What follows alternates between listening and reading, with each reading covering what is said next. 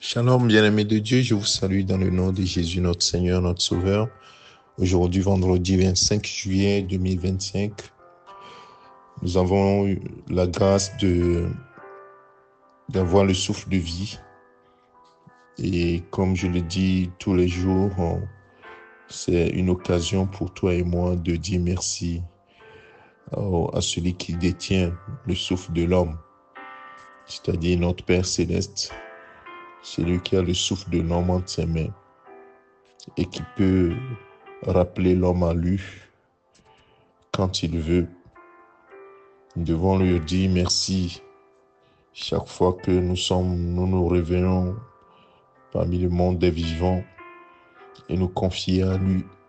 Et ce matin encore, nous voulons nous confier en notre Seigneur en examinant sa parole, en nous basant sur ce que les Écritures nous enseignent. Et ce matin, le Saint-Esprit m'a mis sur le cœur de te rappeler que le Seigneur attend quelque chose de toi.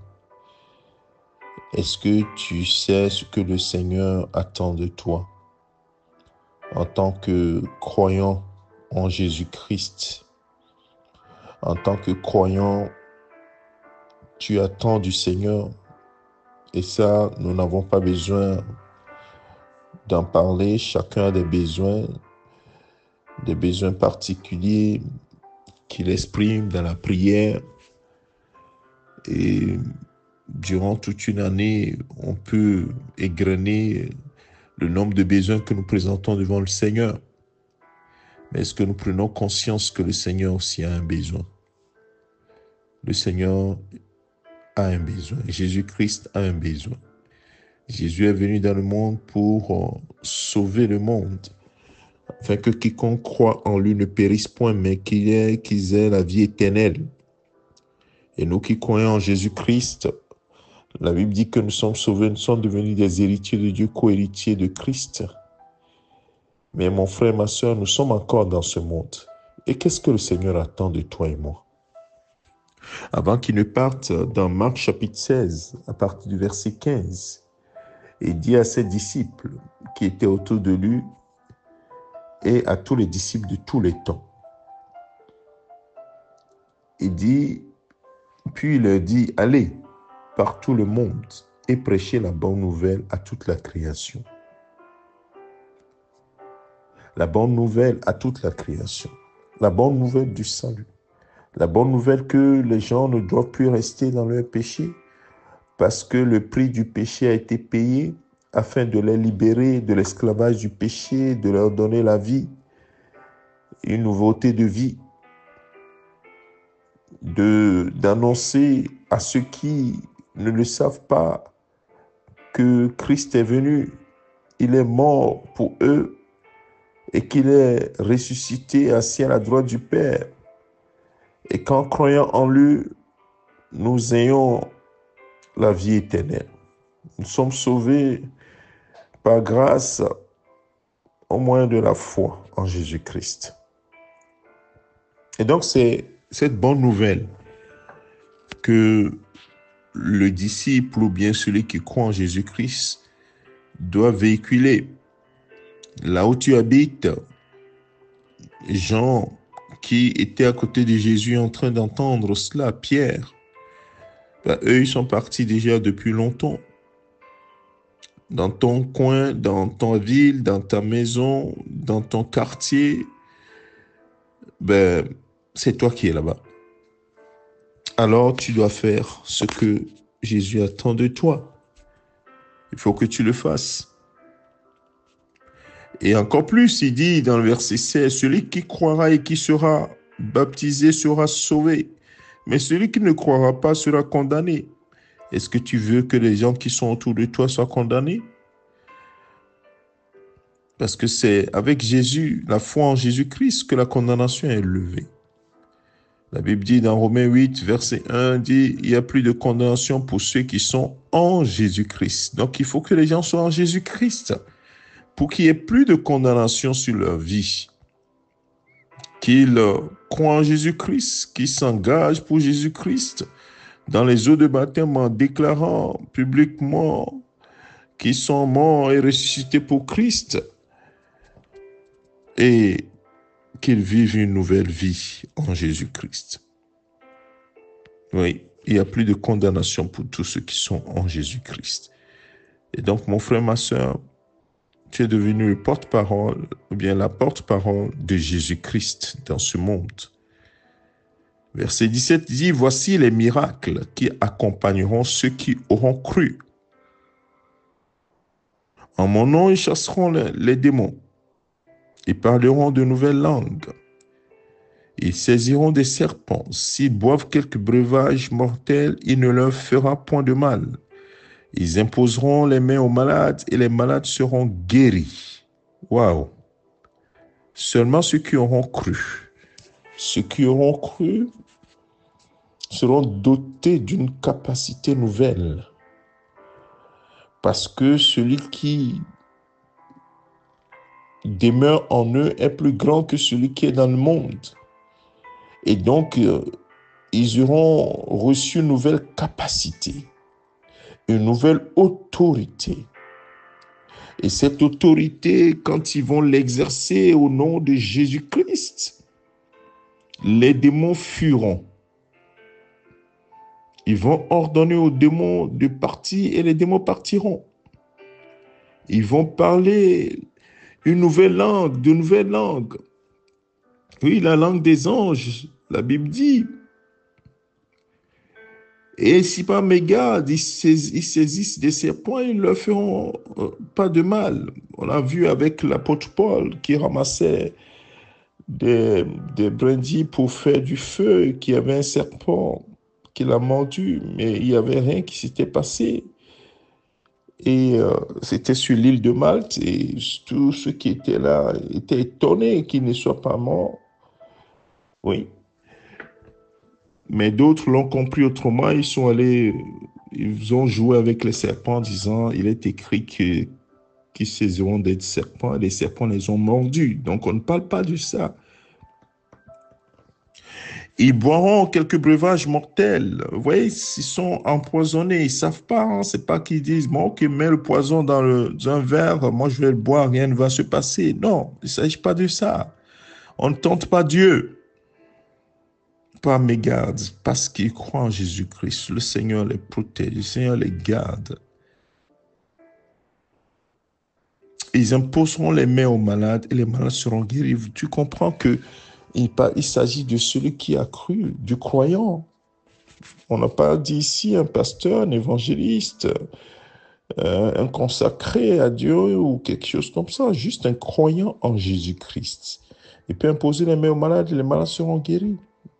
Ce n'est pas moi qui le dis, c'est la parole de Dieu qui le dit. Bien-aimé, la barre est à ta hauteur aussi, mon frère, ma soeur. Mais est-ce que tu es conscient de cela? Jésus t'attend là. Alors la Bible dit que le Seigneur, après leur avoir parlé, fut enlevé au ciel et il s'assit à la droite de Dieu. Et qu'est-ce qui va se passer? Donc les disciples vont partir, ils vont faire ce que Jésus a dit, puisque c'était un commandement. Si Jésus est leur Seigneur, ben, c'est normal qu'ils exécutent ce que Jésus a dit. Alors, si Jésus est ton Seigneur, est-ce que tu exécutes ce que Jésus a dit? Toute la question est là. La Bible dit, il s'en allait prêcher partout. Parce qu'aujourd'hui, quand on dit prêcher, on voit celui qui se tient sur l'autel, sur l'estrade, devant les gens le dimanche pour prêcher. Mais prêcher Christ, lorsque tu discutes avec ton ami et que tu lui dis, mais il faut que tu reçoives Jésus-Christ dans ta vie, il faut que Jésus est venu mourir à la croix pour toi et pour que la condamnation ne soit pas sur ta vie, parce que la Bible dit que l'homme qui a péché mourra. Mais Jésus est venu mourir pour toi, pour que toi tu aies la vie. Il suffit seulement que tu crois en lui. Tu crois qu'il est mort, il est ressuscité pour toi. Il est le Fils de Dieu venu envoyer pour cette mission et tu seras sauvé. Et confesse Jésus-Christ comme ton Seigneur et ton Sauveur. Crois en lui et tu seras sauvé. Mais en fait, tu es en train de prêcher déjà à ton ami. Prêcher, c'est annoncer, c'est déclarer. Ce n'est pas être devant une foule, être à la gare, être dans la rue, être dans une campagne d'évangélisation. Mais annoncer Christ partout, partout, partout. C'est parler de Christ, c'est de ça qu'on parle ici. Donc ne mettons pas, ils allaient prêcher partout comme étant, bon voilà, c'est réservé aux prédicateurs. Non mais c'est à celui qui est le porte-parole. Juste le témoin va et dit ce que j'ai fait pour toi. L'homme de Gadara qui était rempli de plusieurs milliers de démons. La Bible dit, les démons disent, nous sommes légions. Et quand il a été délivré et qu'il était assis à côté de Jésus et de ses disciples, quand Jésus allait partir, il dit, ben, je vais te suivre. Il dit, non, va dans ta ville et dis ce que j'ai fait pour toi. Et il allait et il a parlé de Jésus, ce que Jésus a fait pour lui, comment Jésus l'a sauvé. Et dans toute la Décapole, les 10 villes qui sont autour de son village, il a parlé de Jésus, de ce que Jésus a fait pour lui. Ben, ce monsieur-là, il a prêché Christ. Il a prêché la bonne nouvelle de Jésus-Christ. Mon frère, ma soeur, ce qu'on vient de dire ici te concerne. Jésus attend de toi quelque chose.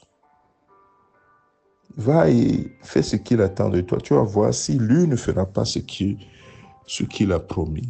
Parce que la Bible dit qu'il s'en allait prêcher partout. Et qu'est-ce qui va se passer? Le Seigneur travaillait avec eux et confirmait la parole par des miracles, les miracles qu'il accompagnait. Ah oui, n'est-ce pas Jésus allait s'asseoir à la droite du Père?